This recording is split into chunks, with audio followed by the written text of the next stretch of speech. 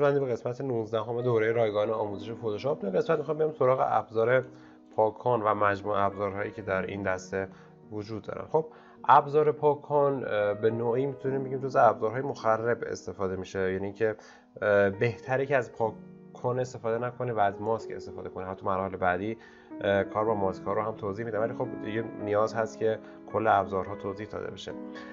زمانی که ابزار پاک‌کن رو که برمی‌دارید و انتخاب می‌کنید، مشخص دیگه برای پاک کردن از این ابزار ما استفاده می‌کنیم. ولی وقتی که شما یک لایه بک‌گراند فقط داشته باشید و شروع بکنید به پاک کردن، به جای پاک کردن کاری که برای شما انجام میده می‌بینید که الان با رنگ سفید داره این رو برای من پاک می‌کنه، چون لایه من بک‌گراند هست، میاد از رنگی که در بک‌گراند هست کمک می‌گیره. اگر من اینو بذارم روی مشکی و شروع کنم پاک کردن، می‌بینید که اون رو با رنگ مشکی داره برای من پاک می‌کنه، چون لایه هم لایه بک‌گراند هست و قفل هستش.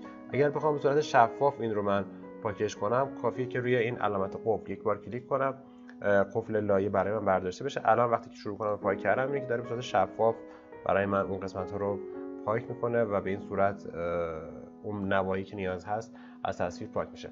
توی نوار تنظیمات، تا جدا از اینکه تنظیمات براش رو قبلا توضیح دادیم، تمام مراحل رو ما توضیح دادیم توی نوار تنظیمات. فقط چیزی که اضافه شده اینجا قسمت Erase to History هستش که دقیقا مثل همون ابزار هیستوری براش برای شما کار میکنه.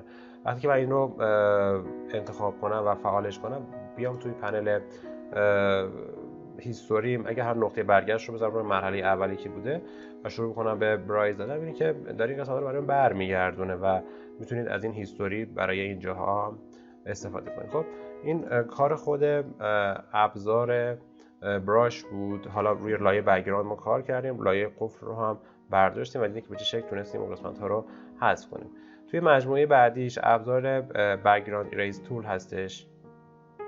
این ابزار با توجه به نقطه نمونه گیری که در مرکزش وجود داره، همین به اضافه که در مرکز دایره وجود داره، میتونید اون نواحی رو با توجه به محدودیت هایی که اینجا اعمال میکنه در نوار تنظیمات، که اینا رو ما کامل داخل ابزار کالر ریپلیسمنت توضیح دادیم. اگر اینا رو نمیدونید چی هستش، برگردیم اون آموزش، تمام این لیمیت ها و تمام ابزارهایی که در نوار تنظیمات وجود داره رو کامل توضیح دادیم.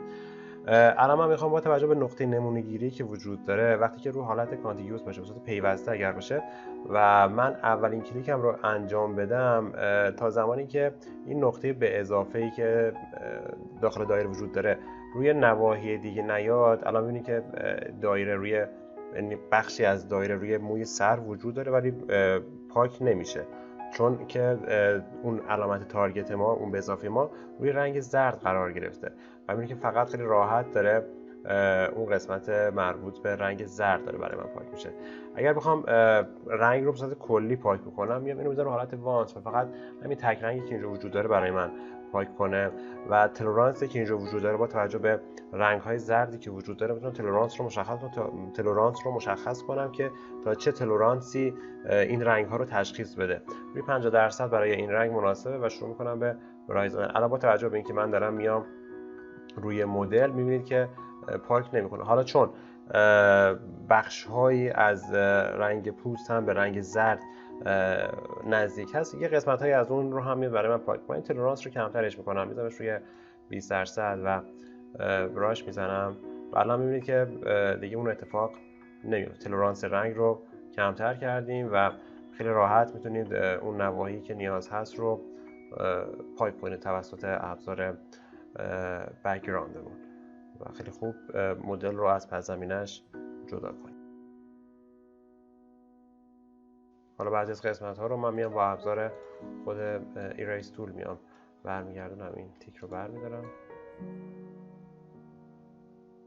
و اینها رو خیلی راحت پاک میکنم. خب اینم کلیات کار ابزار بک‌گراند ایریز تول بود. من این قسمت رو هم پاک کنم،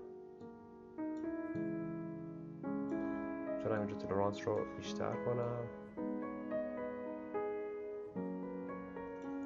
حالا با استفاده از تمام تنظیماتی که وجود داره روی این ابزار، میتونید اون نواحی که نیاز هست حالا درست پاک نمیشه رو خیلی راحت پاک کنید. من دکمه F12 از روی کیبورد رو میزنم که این مراحل تاریخچه برگرده به مرحله اول. میام سراغ ابزار بعدی تو این دسته که ماجیک اریزر هستش. دقیقاً مشابه با ابزار ماجیک وند هستش که ما قبلا با توضیحات دادیم. ماجیک وند بر اساس تلرانس رنگی که بود میومد یک محدوده رو انتخاب می‌کرد، هرچی این تلرانس بیشتر بود خب محدوده بیشتر رو انتخاب می‌کرد، هرچی کمتر محدوده کمتر.